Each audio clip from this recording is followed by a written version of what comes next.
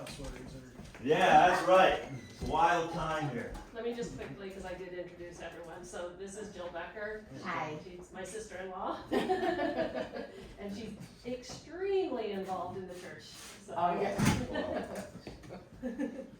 Well, I really appreciate our gathering tonight, friends. It's a conversation that I think there's kind of two different pieces to it. And I think at least the first half of this is something that Ed Underkoffler asked us to sort of talk more about years ago. And I was like, at that time, I was like, Ed, you write up an article or we'll give you a temple talk. And he was like, no. But I'm glad that we're finally doing that. And that is talking sort of about, a legacy and how planned giving and how and how thinking about, as Ed mentioned to me, and he's absolutely right, usually the richest day of our lives is the day we die. And how that in some ways is a big piece of how we've kept our congregation growing strong and growing over the years. And so that for me is a big part of this. I know for me, the day after my mom died was the day that I and granted I was working for Thrive-In at the time, but there was a plan at Camp Calumet about planned giving, and I opened up an insurance policy at the time, and I still pay $25 a month, and whenever I go, Calumet will get $50,000. And that was really important to me because I wanted to give back to a place that I really cared about. But also too, we are contemplating, voting to perhaps pull more funds from our endowment to cover the very significant investments and costs of the last 2 years. But before we do that, we really wanted to learn a little bit more about how our endowment works. So in my mind, those are both kind of things feeding into our conversation today. Without further ado, Ryan Ebner from the ELCA Foundation, who's been so helpful for us in a number of ways over the last year. So I'll turn it over to you, Ryan, and the floor is yours. All right, well, thank you. First of all, I just want to say thank you for your congregation being a participant in the ELCA Ministry Growth Fund. Now, just last year, we changed the name from Fund A. So if you've heard that term, Fund A, it is no longer called that. It's just, I think essentially when they developed Fund A, that was just a placeholder, but then they just never changed the name. And we realized that no one understood what that actually meant from a ministry perspective and what the goal of the fund really is. And so just last year, they actually determined, hey, let's have a name that actually means something. And so it was just a branding type of change. So nothing of the account that you have where the fund and the way that it's invested and things like that has changed. But now it's the Ministry Growth Fund. And this congregation has had a Ministry Growth Fund account or a Fund A account since 1997. So this is a long time that this fund has existed. And it's actually something very rare in upstate New York Synod, because the Synod actually has a history of using, actually kind of in a way being like what the Ministry Growth Fund is, where people have given money to the Synod and the Synod has invested on behalf of the congregations and ministries. And they were doing that, and they're actually looking to get out of that because now the Synod staff has dwindled to the point where they can't really manage the funds that they're doing. And so they're looking to the Ministry Growth Fund as a potential place to possibly move those congregational funds and those other funds that even the Synod has themselves into this fund as a solution, because we are equipped to be able to do that while the Synod, unfortunately doesn't have the manpower, the people power to be able to do that anymore. So to begin, just thank you very much for your participation in the fund. I apologize that no one has regularly come to you from the ELCA Foundation to, one, thank you, and two, just be involved with your congregation. At this point, the Upstate New York Synod does not have a dedicated gift planner. I'm actually considered a stretch gift planner for you. So I'm here to help however you need it and however can be beneficial to you. but we actually don't have an active partnership at this point in a plan giving partnership in upstate New York. But that does not limit you to take advantage of me in any way that my services can, assist your congregation and assist the members of the congregation. So I'm going to go through what this fund is, how it's invested, what its performance has been, what its goals are, and just kind of give you an overview of this fund, so you're kind of aware of what you have, and that can hopefully help lead and guide you into other decisions that the congregation may make regarding this fund or regarding other funds that you may have or may want to create. There's going to be some small print, so I'll kind of explain what you're looking at here. So I apologize if it's a little too small to see, but this is just a brief history of the ELCA Foundation as itself. It actually began in 1988, just a little bit after the creation of the ELCA. And what they did is they took all the assets that the ELCA had and created some endowments and then also some charitable gift annuities that we were managing. But then in 1999, they actually decided to open up this investment to other congregations and other ministries of the ELCA. Up until 1999, it was something that just the ELCA church-wide organization had. And they opened it up and go up to the end of last year, and now there's over $1 billion in the fund that is being managed in this pool trust. So did we get ours before it was actually created? How did that work?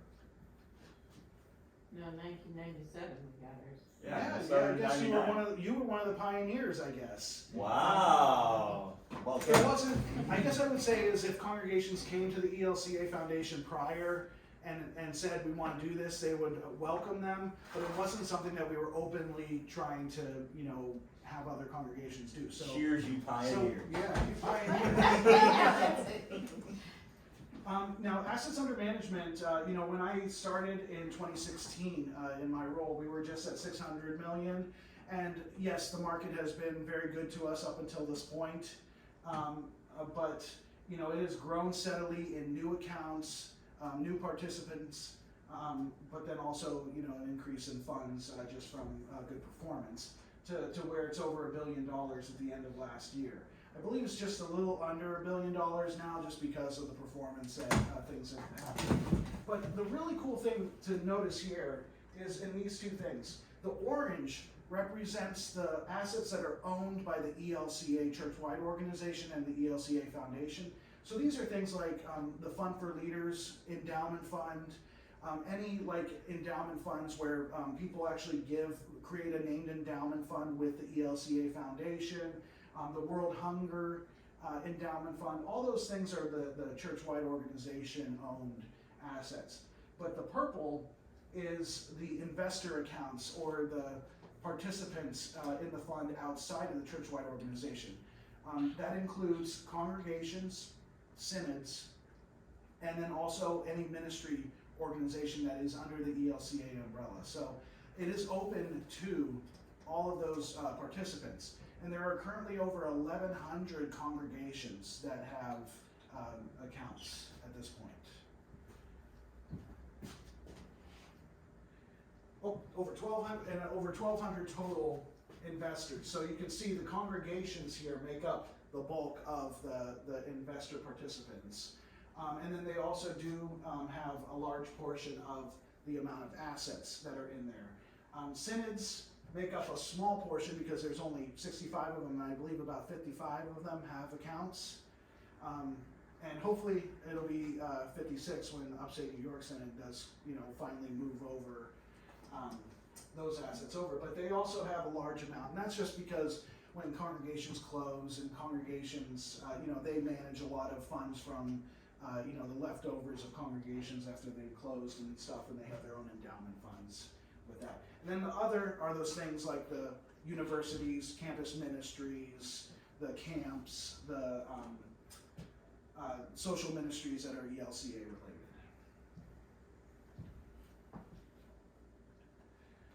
We're gonna go over 4 things, and I'm not gonna spend too much time on this because we're gonna have dedicated slides to each one of these, but I'm gonna talk about how, how the fund is set up, how it's invested, and what are the important things to know about the fund. So the first thing is that it's a commingled fund. So this is not like if you have your own investment account where you create a separate account and you choose how things get invested, and then your portfolio is kind of separate to everyone else's portfolio that your investment manager has. What it is you as a participant take your funds, you get a certain number of units, shares essentially, according to how much that you deposit, and then everything gets thrown into one big $1 billion pot. And then we have managers and advisors and sub-advisors that take on certain portions of the different parts of the investment. And then at the end of each month, then all of the funds get valuated. And then you learn what, that's why it takes about 20 days after a month to finally get a report. It's because everything is pooled together, and then they have to figure out, calculate how much the performance was from all the different investment pots, and then they got to put it all together, determine what the unit value is, and then finally publish that. And so it takes some time to do it. So it's not something that if you're one of those people that like to, have the, stock market shows on all the time and be able to go onto the account and see how your account did in one day. It just isn't set up that way. It's actually set up to where there's only one date each month where a value is struck and you determine how things are performed. But what that does is that it helps us, reduce our costs to do it this way. And it also allows us to allow you as an investor to be able to invest like you were a $1 billion investor. So if you kind of think about it, there's an economy of scale that goes on when everything is pooled together, and there's certain asset classes that you as a congregation that has $200,000, $300,000 in the account. Like if you had your own separate account, you couldn't access certain stocks and certain portfolio realities because you only have $200,000, $300,000. But if you have $1 billion, you can get into certain things. So it allows you it allows every small congregation, small ministry to be able to invest like they have $1 billion. So I feel like that's a really neat, cool advantage. And then also just to note that this is all created specifically for the ELCA and the related ministries. You can't, as an individual, say, "Ooh, I like this. I want to, open up my own account and have that." You as an individual cannot do that. It's only designed for ministry and charitable purposes. This is, I think, one of the most important things to understand, especially given the climate that the market is in right now, is that there's 2 investment objectives of this fund, is to make sure that you as a congregation have stable distributions and that you preserve the purchasing power of the contributions, and that is the keep up with inflation kind of thing. So the first thing is we want to make sure that no matter what, you're going to get a stable distribution. You're going to get the same distribution every year. And so I'm going to go into exactly how we put that together so that you can have that. But then also the goal is not only do we want to make sure that you can get that distribution, but that we can keep up with inflation. It's very challenging right now to say that, but that is our goal. That is our goal, to make sure that whatever funds you have in there today, even getting distributions, you can still buy the same amount of goods for the amount of money that you have in your fund. And so ideally we want to, over the long term, keep at 5+% performance with the fund. And so we have a unit value that is determined. For every unit that you have, it's worth this amount. And what they do is they determine what the unit value is going to be, and then they determine what your distribution rate will be based upon that. But you can see here that just 2021 to 2022, the unit value had gone up from 1,455 to over $1,500. And what that means though is that when we do our calculation, you're able to get a little bit more now for every distribution that you get. You probably noticed if you keep close tabs that you got a little bit more this year than last year in your quarterly distributions. And that's all that's trying to say is that there's been growth, and then that growth has led to a little bit more income. Now, how's it going to happen this next year? We'll figure that out. But what they do is every year at 12/31, the end of the year, they determine what the unit value is going to be. And then what we do is we add all of the last 5 years. So we look back 5 years, and we determine what is the unit value for each of those years. We average that out, divide by 5. I know this is a little bit of math. And then what we do is we take a 4% look at that, and so we multiply that by 4% to determine what your unit value is. So in your statement, you'll see like how many units you have, and then you're able to calculate out what your distribution rate will be. So obviously, the unit value probably is going to be a little bit lower this year, unless we have a really good turnaround in this last quarter coming up. So it might be a little bit less, but still, I forget exactly, Chrissy, what you said. We get about almost $3,000 a quarter Yeah. For the account that you have. And so the point is that even if the market's down for a few months or it's really high for another month, it's not going to be like where, you get a really huge distribution this quarter and then, sorry, you don't get any distribution this quarter. The point is that regardless of how the market is going, you're getting a stable distribution, and they determine what that is going to be at the beginning of every year so that you can count on it. You can budget for it, especially if you're having to use it for budgetary purposes. Does that make sense? I try to explain it. I am not a mathematician or a financial advisor in my history or anything, so I try to say it in a way that kind of makes sense for me, and hopefully it makes sense for you.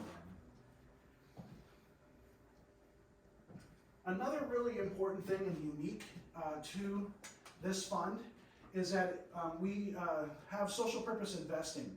We actually follow the ELCA's social purpose investing guidelines, and so we choose to invest in certain things that are beneficial for the environment, for the world in which we live, but then we also try to divest, and stay away from certain things that are controversial or harmful to our world.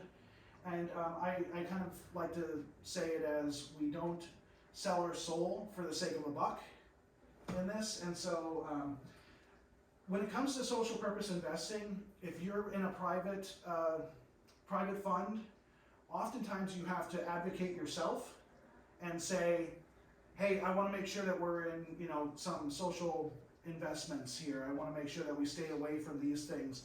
And it might be a challenge for that particular investment advisor to honor those things.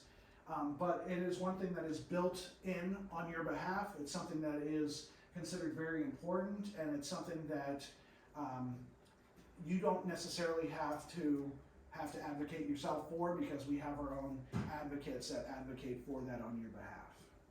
Unless your pastor spends his whole time at the 2016 Churchwide Assembly doing that. Yeah. How was that, by the way? We won. Another really cool thing to know is that in Chicago at the ELCA Churchwide organization, where the ELCA Foundation also is, we don't have just a couple, fresh out of college with an economics degree, college graduates that are investing these monies on your behalf. Again, because we have $1 billion worth of assets, we're able to utilize some of the big names in the investment world to manage our different asset classes and the different portfolio, to make up our portfolio. Portico, you're probably very familiar with, but in addition to all the retirement funds that they manage our fund as well, and they have over $8 billion worth of assets that they are managing in different areas. And they are the ones that actually take care of all of our traditional investment assets, so our real estate stuff, our just the regular kind of stocks and investments. JP Morgan, Hamilton Lane, and Grosvenor are the three that manage our private market stuff. And these are things that we actually introduced just a few years ago. They were not a part of our fund before, but what it is we realized we were having such a steep incline in performance that there was a correction coming, and there was stuff that we needed to kind of have prepared. And so we have things like private infrastructure that we invest in, things that aren't as volatile to the market. So what it does is it kind of just blunts some things, and you'll kind of see, like, if you compare any kind of personal investment account that would be similar to what this has, you'll see that we have a little bit less of a hit that we took this year compared to maybe some other accounts that you personally might have. But then also, whenever it's an up year, we may not have gotten as great of a return, but it just kind of stabilizes us just a little bit, so that we're not so exposed to things. So the funds itself are held with BNY Mellon, so they're not held like like there aren't $100 bills like in a cash vault somewhere. We have a consulting firm that we utilize, and they are the ones that create our reports. They're the ones that make sure that Portico, JP Morgan, Hamilton Lane, they're all doing their job. And if they're not, then we look to kind of switch out the different advisors or sub-advisors.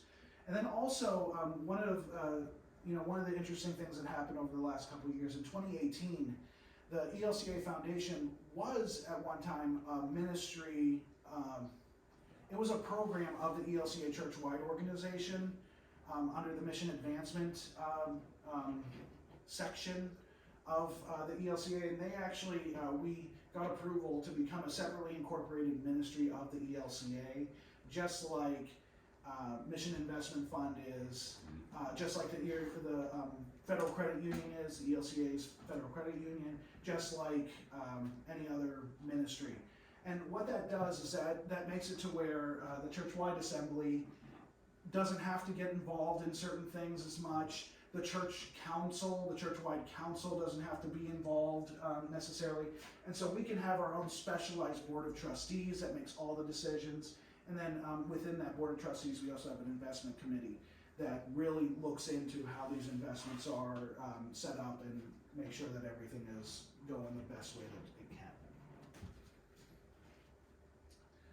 So as far as how the construction of the fund is, like this blue part here, this is the Portico public market stuff, and then all this stuff right here, the red, green, and purple, is our private market stuff. And so we have private market, private infrastructure, a little bit of hedge funds.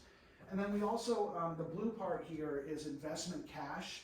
We actually keep about 4% of our total assets in cash at all times. What that does is that allows us to always have the available means to make the distributions every quarter, so we don't have to go and sell off stuff to be able to make our distributions each quarter. But then also if you want to make a withdrawal request, or someone closes their account, we have the funds on hand to be able to honor those things and not say, well, sorry, you're going to have to wait at least 30 days for us to sell off some stuff so that we can get those funds to you. So there is liquidity that is a part of this too. And so we try to make sure that we do that. We have some assets that are actively managed and some that are passively managed. What this basically means is that when it's passively managed, it just means that there's a computer that kind of set up to monitor how the funds are doing, and they determined that regardless of whether you have human intervention in these funds, it's not going to make a difference on how the performance is. And so this is a goal to save money so that, you know, we have certain things that actively we have people with their eyes on, making decisions on. But then the things where we can, you know, we can make a computer take advantage of, you know, of doing things for us, they do that. Did I hit the right button? Okay. All right. This used to look so much better last year. But this is our performance, and you know, right now, as far as year to date, I know it got a little bit better in September, or actually, was it August? But this is as of June 30th, so a new one will be coming out at the end of this month, so that we'll have more up-to-date things. But you can kind of see that, you know, this has been a down year, but what I like to focus on, and even when last year was a good year, I say don't really concentrate so much on this, but you want to concentrate on these couple right here, the 7 and 10 years. And I know that you can't read it here, but it's like I think that says like 6.4 and, oh, I can't see it on there. But 6.7, I believe, is what that one is right there. So over the last 10 years, it's performed at 6.7%. And that is actually after fees have been taken off. So like that's actually what you experienced over the last 10 years as a congregation. And that's really the important thing, is that this is a long-term fund. There are going to be ups and downs. It's not going to dramatically impact your distributions, but then also you get about a 4% distribution. You know, when you calculate it out, it's about 4%. And then you have a couple extra percents that help you keep up with, you know, with inflation, and when inflation wasn't, you know, whatever it is now. But so that's the important thing to look at. So yeah, this year is not a wonderful year so far. Hopefully we'll get closer back to even by the end of the year, and it will make to where your distribution rate might be a little bit less this next year, but it shouldn't dramatically impact it. And it shouldn't dramatically impact long-term your capital itself. You should still see some growth over the long term. But a little caveat there. The best way to make an endowment fund or a fund like this grow, do you know how that is? Not pull money out of it. That's one thing for sure. That's one for sure. But additions to principal. More gifts, which goes into that plan giving thing. So I mean, if you're really looking for growth and you're upset at the lack of growth that your fund is getting, I would say one of the focus areas that you want to make sure that you go to is how can you get more funds into it added. So again, regardless of the performance, we still have distributions that are going out. And this is just a cool thing to know that you're a part of this, is that we have been able to, the ELCA Foundation as a whole has given out just last year $48 million in distributions. And 32.7 million of that is the congregations, has been given to the congregations and the ministries of the ELCA based upon everyone being a participant in this fund. And so in a way, this is one of the greatest services of the church that's out there, is that we're able to generate funds and be able to give those over to congregations to help them with their budget, to help them do the ministry, accomplish the things that they're wanting to do and that they feel they're called to do. And you can see like how every year that amount that has been given out of the Ministry Growth Fund has gone up. It was just 25 million in 2017 and went up to 32 in 2021. So that's an amazing thing that just in the last 5 years we've been able to give almost $150 million out from investment proceeds. So if you want me to send this to you, I can send this to you. But this is just basically the breakdown of all the different asset classes and all the different assets that we have. U.S. equities is right here, and then there's some high yield stuff right there. So I mean, if you're into that kind of stuff, let me know. I can send that to you. There's a couple others. This one is an interesting one here. Remember how I was talking about the market's going like this, but your distribution rate is going like this. And so you can kind of see over the long term, this is the distribution line, this is the market. And so it's always trying to stay under so that we don't overgive anything away. And I mean, like this right here was a little blip that we had with right at the beginning of the pandemic when everything tanked and then bounced right back. And I mean, it's a little bit like we're meeting right now in the middle, but the goal is to keep the distribution rate going steady, even in spite of the market doing good or not doing as good. Fees for this fund, it's 1.02% per year that's taken off at 1/12 of 1.02% per month. So like divide by 12. And what they do is they actually take the fee right off of the entire pool at the end of each month. They take 1/12 of 1.02% off of it, and then they determine what the unit value is after that. And so unfortunately what that means is that you don't see like on your statement fees administered and like an actual dollar amount and everything.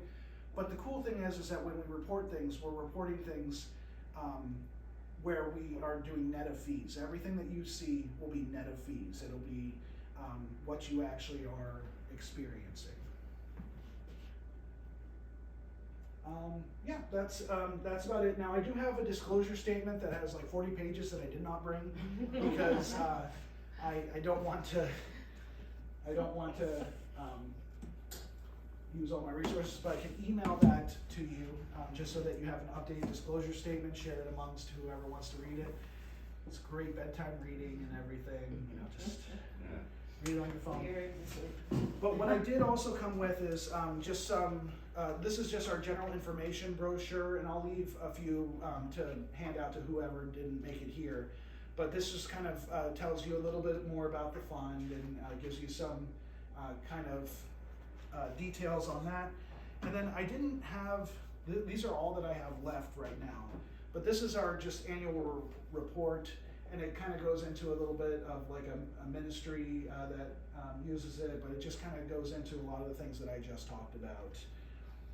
And in addition to that, I did bring just my contact information, and this is more about the other side of what I do, and going to what you were saying, Pastor.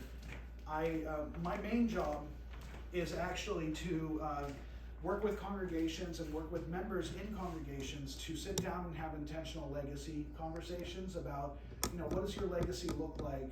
How do you want to utilize, the gifts that God has given to you, and plan intentionally for when you pass away, how those assets will be distributed among your family, but then also among the charities and ministries that mean the most to you. And so we actually look to help develop gift plans and gift strategies around your legacy and what you're going to leave in your estate. And so that is actually the main part of my job, and the main goal is to sit down with every ELCA member within the whole ELCA and to make sure that they have an intentional plan of how they want to support their loved ones, but then also how they want to support their church and other ministries through their estate. And so this kind of goes into what are the different things that we look and are able to do together. So those are the things that I have. Are there any questions? Any things that anything that I brought up that just did not make sense, or a slide that you want me to go back to, or anything? I guess the question Sure. on your investment strategy or whatever you want to call it, where it's socially responsible, how does that work with stock investments in different areas, like banks, for instance? Does that say that you do not invest in JP Morgan because they do some investment in the gas industry? Or is it based on some industry which is totally involved with like, oil and gas company. I mean, I would say that the shareholder advocacy is a big thing, where they actually, you know, if there are certain things about a company that we're like, ooh, that's going against what we're trying to accomplish and everything, we actually, through our advocacy network that we have and use through Portico, they actually go to those companies and try and say, hey, you need to look at more green initiatives, or you need to look at more, you know, more things like that. But I mean, it's one of those things where, you know, we don't stay out of whole countries. We screen and make sure that we do that. But, you know, specific instances about like what you're saying, you know, certain banks that invest in certain things, I know that they look for competitive alternatives to those things, but I don't know exactly like if it's like so much percent of a company does this that it violates whatever. Do we just stay away from them? I'm not sure about that, but I can find a possible answer for It's you. not a fixed, if you do a 0.5% in that, that doesn't restrict you from being invested in. I guess is the question, not a 0.5%, but is it something that's a big portion of your business, or is it something that just is a small portion of your business? How is that determined as an investment? Yeah, that's a very good question. As someone that spent some time tweeting to people to tell the rest of the churchwide assembly 2016 answers to these questions, as far as I know, and at least this was certainly as a lot of that. There's been a number of times throughout the ELCA's history where people have been concerned about certain investments, but most recently, in 2016, it was about fossil fuels and the environment, and then also about Israel-Palestine and other human rights issues. And private prisons has been a And big private one. prisons is a big one. Military grade weapons has been another that's like ones that Right. we look at. And so I believe though, for the most part, it is it's mostly, you know, companies that is their primary business. Okay. As far as I know, and I think last I checked, because at least with my own like retirement through Portico, you can choose whether or not to. At least last I checked, you can choose whether or not to do the socially responsible ones or not. And last I checked, the socially responsible ones do slightly better too. Is something to keep in mind as well. Well, as a private investor, you can, I know that, but I was just wondering the fund, you know, what are the criteria for the fund? Yeah, I investment? mean, I guess I would say is, there's probably a little bit of gray if we're looking at things, as with everything, but I think, you know, the goal is that whatever stuff is not in line, they use that shareholder advocacy very strongly to try and encourage them, and if they get enough of the, like, no, we're not even gonna try kind of thing, then we look at other alternatives, you know, for that. But definitely, yeah, I mean, if a company, like, their sole purpose is this, they're easy to stay away from because we're not gonna Yeah. change them from their Right. sole purpose. Any other questions or thoughts about? So if an individual, you know, I'll just use myself as an example, is looking to, with their plan giving to incorporate the church, is the endowment fund something that they can directly specify in that plan giving? And Yeah, then it and- just goes into that pooled trust? Yeah, I mean, definitely, and I mean, even now, like, let's say you have $1,000 and you wanna give a gift, but you don't wanna give it to the church necessarily, you wanna make sure it goes here. You have two options. You could, give it to the church and restrict it to this account. The other thing that you could do is you could actually find out what the account number is, the account name, from either someone in the church or, you know, someone from the ELCA Foundation, and you can send the check directly to that, and we would just cash it in and put it into your account, kind of thing. So, I mean, yeah, there's many different ways to do it. The more important thing that I always bring up about those kind of plans is like, how are you exactly going to make that gift? From what asset are you going to make that gift? Because We live in a kind of a culture where the will seems to be like, as long as I got a will and the will says to give it to the endowment fund in my church, then I'm good. But what assets are actually going through your will? What assets are being distributed outside of the will through payable on death, transfer on death kind of things? And what's the best way to make that gift? What asset might be more advantageous to give to family, and then have the other ones go to that? And so that's what those intentional legacy conversations are around, is what do you want to do, but how do you want to do it in the best possible way so you can maximize the amount that you give to your family as well as give to charity. But directly to answer your question, you can do you can give to the church, restrict it that particular way, or you can send it directly to the ELCA and just note that it should be going into this account, and then they will put it in there. Yeah, I mean, for sure, if everything that you own has a beneficiary or transfer on death, and you've specified it in your will, nothing's gonna hit the will. Or So- whatever, you put 10% of your will, but then you think about it, is it really 10% of your estate? Right. No, it's 10% of the residuum, after all the fees and Right. the debts and everything are paid, of the assets that actually flow through probate, and through the will. And so it not always matches up with what you're thinking it's gonna Right. be. Additional clarification, Ryan, because I know, this often comes up. So I worked for Thrivent for a couple of years before I became a pastor. So the flip side of the typical, I guess. And so, I remember having a number of these conversations with folks. And, I had some training in plan giving, but obviously I had my own, you're selling stuff to a certain extent, right? So you are someone that's available for these conversations, and you are not directly selling products besides the, Yeah. what's the situation? Yeah, I mean, if it's determined that you want to get a life insurance policy or something to be able to have more money to give to families so that you can give some other assets to charity, or you want to use that life insurance as a gift, then I'd say, hey, Thrivent might be a place that you need to go and talk. So we just basically, we consult and advise what people do.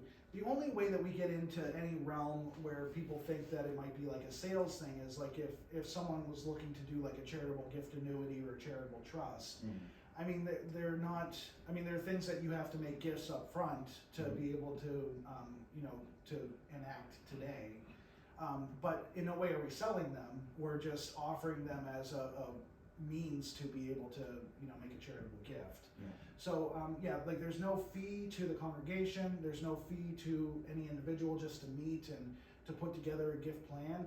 And then in the end, you come away with an illustration of what your gift plan estate would look like, but then also what steps do you need to take with your financial advisor, what steps do you need to take with your lawyer.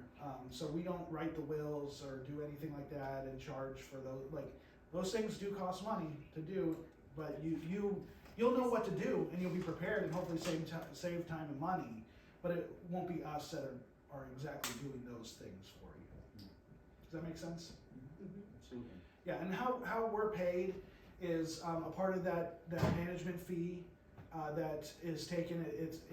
Part of it is for the managers of the fund to make sure that the fund is managed properly, but then part of it is for the administration of the ELCA Foundation, which also includes, us gift planners. There are 22 of us around the country that do what I do, and so part of that pays for that. And then also we have partnerships with ministries within the ELCA, and so currently, my paying partnership is the two synods in Western Pennsylvania and then the West Virginia, Western Maryland Synod.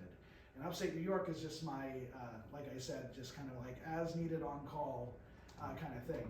But like I said, if your congregation's looking to do more intentional plan giving stuff to boost up this endowment fund and do other things, please take advantage of, of the resources and services that I can, help you put that together.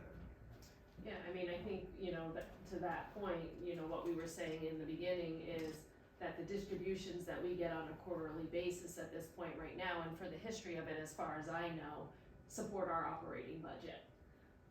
And so if we can educate on the planned giving part of it, because as you said, the way to boost that is to contribute to the Yeah. fund.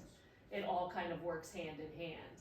Yeah, and I would almost, I will say that there is like a little bit of a mini paradigm shift that I find that is happening where congregations are dropping the use of the word endowment in their funds, because in all reality, you have an investment account with the ELCA Foundation. You have called it an endowment fund, but really you have ownership over the principal of that account, and you could, let's say that, something happens to your roof, or you need to, some emergency, you could technically vote, among the council and take an extra $50,000 out, borrowed or not. That's within your rights. And so really you have a quasi endowment is more officially what you have. And so, and really what you could do, and even kind of start talking about, is like, should you have an operating budget fund and then maybe an outreach fund, and build up a second fund? Because there are some people that they just flat out will not be excited about paying the pastor and paying the light bill. I mean, that just doesn't,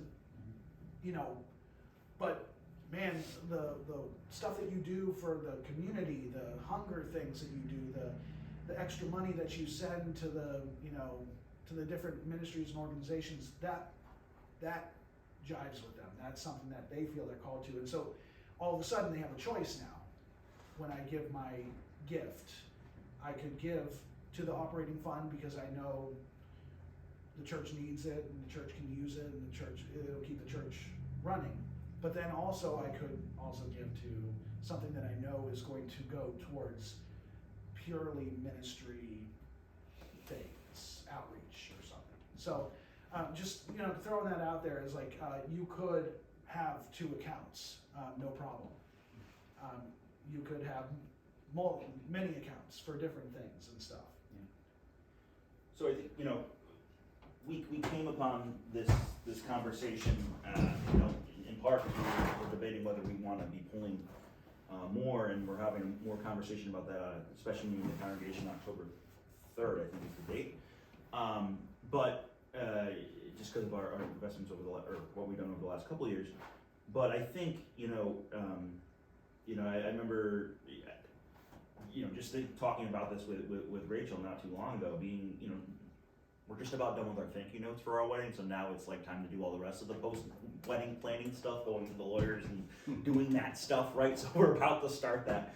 And, and I remember just, saying to her, like, look, like, I love this place, I love this community, Rachel obviously does too. I would love to, have some sort of gift to Messiah be permanently part of my legacy. And she's like, yeah. And then I realized, like, so right, Camp Calumet had a setup for that, a system that you signed this sort of thing, and not that you told them exactly, well, in this case I did, but you don't have to say what it is or anything, but there's some sort of, there's some sort of recognition for that. And it just reminded me, like, oh, like, we should probably have some sort of just system to say that this is an opportunity, if you'd like to, at Messiah. I think it's also a way of honoring the legacy of the people who started our endowment fund, the pioneers that they were, as well.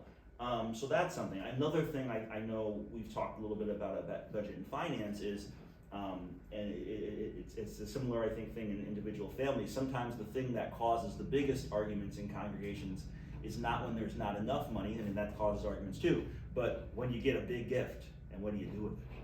And I think without a doubt, I would love to see us pass some sort of policy, I forgot the name of it, Evan, our fundraising consultant, mentioned it. Gift acceptance policy? Yeah, or a windfall gift policy or something like that. So if we did get a big gift, whether we knew about it or not, and it wasn't specified where it was going to, do we say 50% goes to the endowment, 50% goes to paying off the building loan, or something like that? But I think, making sure we have that plan in place to provide some structure to those conversations. I know one pastor, a friend of mine in particular, his congregation broke apart because they were arguing over, how to spend a $200,000 gift that they were given, right? Some of these for all these sort of things, conversations before something happens is really important. And it's a part of being stewards of all that God gave us. And part of the services that I also provide is helping you to develop gift acceptance and use policies for special gifts outside of the, regular pledges and plate offerings that you get. But then also like endowment bylaws, I don't know if you have within your constitution bylaws, any bylaw that like kind of specifies what this endowment fund is, what it's to be used for, how it, all the parameters around it and everything. So I mean, those policies and bylaws, like those are things that I can help you to develop. They're very simple. It's just simply, gathering a group such as everyone here together for a couple meetings, and I ask questions, and then I will take the answers that you give me and put them into a specified template for you, and then eventually you'll say, I like this, bring it to the council votes on it, puts it together. For the bylaw, it takes a little bit more because with bylaws, it has to actually go to the congregation and get voted on and stuff We're like that. well aware about that process. Yeah. But those are things that if you don't have them, or the one that you have is like from 1997, and you haven't updated it since, that's something that I can help with as well. So, please take advantage of that as well. We have about one sentence in our bylaws, and I think it might be good to give especially because of, the new model constitution. January we'll be voting on updates to our constitution every 3 years anyway, and so it's a nice time to look at that language. Yeah, and it's a really simple process rather than, I'll give you a template and you guys can, type it out yourself and adapt it, however you can think of it. Like, I'll actually guide you along, to make the proper decision so that you have it set up the way that you want it. And I'll do all the legwork as far as that goes. You just have to have a conversation with me about it. I guess from being, a Thriving rep for a couple of years, I know that, I've seen, it's hard, sometimes hard stuff to talk about, but I've seen joy on people's faces when I've, been like, oh yeah, this one gift, if you were, planning on giving it to a loved one, there'd be a whatever big 50% cut from taxes, right?